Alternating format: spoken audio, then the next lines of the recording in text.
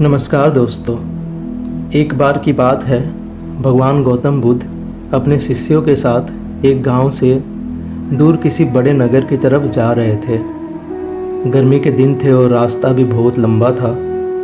गौतम बुद्ध अपने शिष्यों सहित बहुत देर से चल रहे थे, जिस वजह से उन्हें प्यास लग गई थी।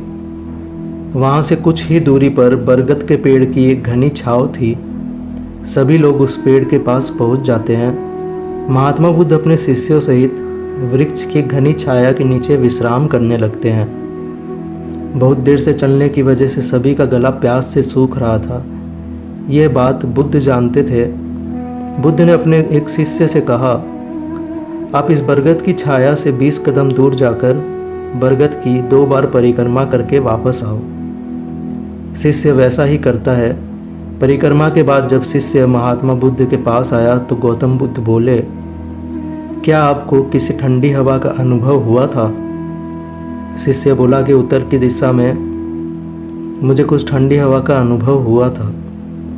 शिष्य की ये बात सुनकर महात्मा बुद्ध शिष्य से तुरंत बोले कि उसी दिशा में चले जाओ, जरूर वहाँ कुछ ही दूर पर कोई जल का स्थान अवश्य मिलेगा।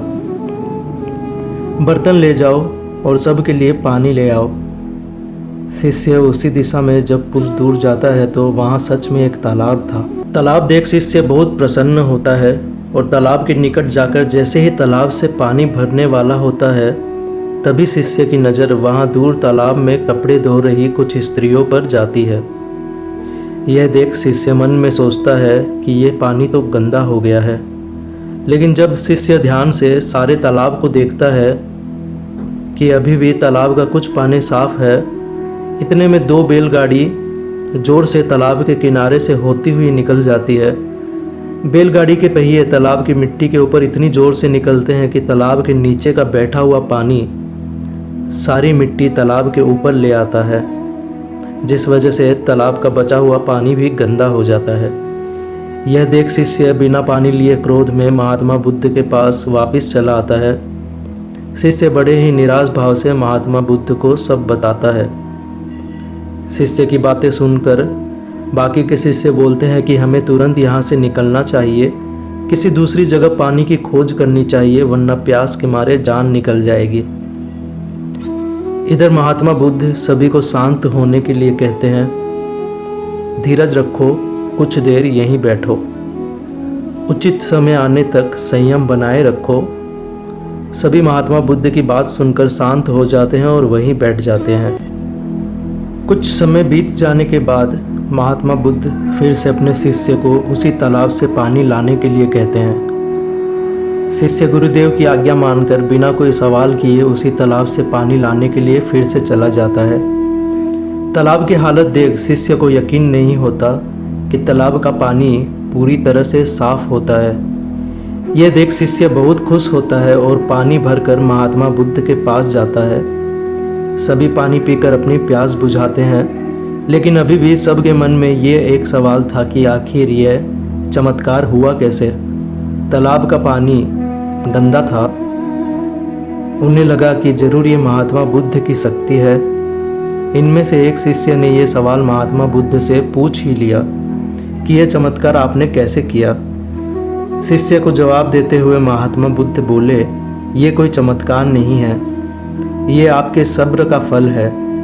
ये फल है आपके सब्र बनाए रखते हुए उचित समय के इंतजार का। जितनी देर हम सब लोगों ने सब्र किया, उतनी देर तक तालाब के पानी के ऊपर तैर रहे सभी गंदे तत्व और मिट्टी तालाब के पानी के नीचे बैठ रहे थे। फिर कुछ देर बाद शिष्य जब वहाँ तालाब के पास पहुँचा, तब तक सब दूषित कण नीचे बैठ चुके थे, जिस वजह से तालाब का पानी पहले की तरह साफ हो चुका था तथा तालाब साफ दिखाई दे रहा था। यदि उस समय आप लोगों ने सब्र नहीं किया होता, धैर्य ना रखा होता, तो आप सब इतनी गर्मी में पानी की खोज में प्यासे रहकर शायद अब तक मृत्यु को प्राप्त हो गए होते। क्योंकि यहाँ से अगला कोई तालाब है या नहीं, और होगा भी तो क्या उसका पानी साफ होगा या नहीं, इन सब कारणों से आप कभी प्यास न बुझा पाते और प्यास से मर जाते। फिर इतना बोलने के बाद महात्मा बुद्ध शिष्यों को एक सीख देते हुए कहते हैं कि जैसी स्थिति हम लोगों के समक्ष आज आई है, वैसी ही स्थिति और मुश्किल दौर जिंदगी के हर मोड़ पर आएगा। तब उस समय भी आपको ऐसे ही संयम बनाए रखना होगा और अपने विवेक से काम लेते हुए ही आपको एक उचित फैसले के साथ सही नतीजे पर पहुंचना होगा। हर मुश्किल दौर में सब्र रखते हुए ऐसे ही शांत मन से ही कोई फैसला लेना चाहिए जो आपके और दूसरे के लिए अच्छा हो, क्योंकि ऐसी स्थितियों में लोग अक्सर गुस्से में आकर अपना सब्र खो देते हैं और गुस्से तथा जल्दबाजी में गलत काम और फैसले कर बैठते हैं, जिसका बुरा परिणाम उनको भविष्य में देखने को मिलता है, जिसमें खुद का नुकसान अधिक ज़्यादा होता है। कुछ परिस्थितियाँ जीवन में ऐसी होती है जहां हमें सब्र बनाए रखते हुए उचित समय का इंतज़ार करना होता है, लेकिन लोग अक्सर यहीं पर अपना सब्र खो देते हैं और उचित समय आने का इंतज़ार नहीं करते, जिस वजह से उनको आगे चलकर दुख और मुश्किलों का सामना करना पड़ता है। एक आखिरी बात, हमारे द्वारा लिया गया आज का फैसला हमारे आने वाले कल की खुशी और दुख को निश्चित करता है।